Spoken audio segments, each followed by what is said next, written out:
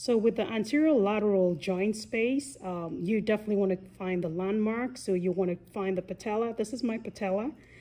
This is a patella tendon. So inferior to the patella is my tendon. And essentially what I'm trying to do is to make a triangle. So the patella tendon, the lateral border of a patella tendon is one side of my triangle.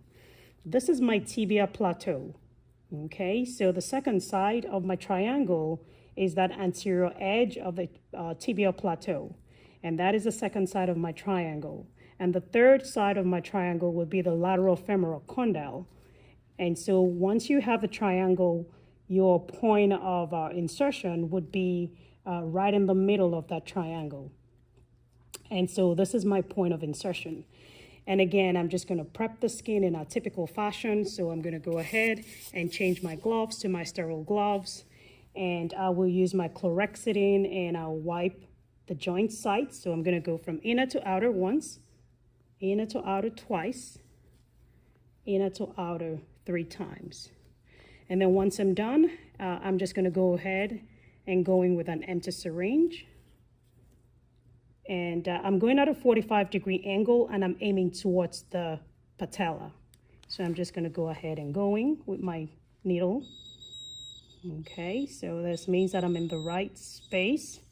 I'll aspirate for any blood return or any effusion. If I have any effusion, then of course I definitely want to go ahead and send that out to diagnostics. And then I have my preparation here. My preparation is 3 cc's of lidocaine and 1 cc of Kenalog. So I'll just go ahead and get that twisted back on, and I'll slowly infiltrate my preparation into the joint space.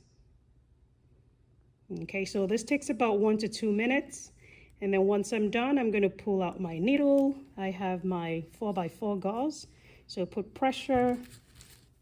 And then, of course, once you're done, you would put on the Band-Aid. And we're done.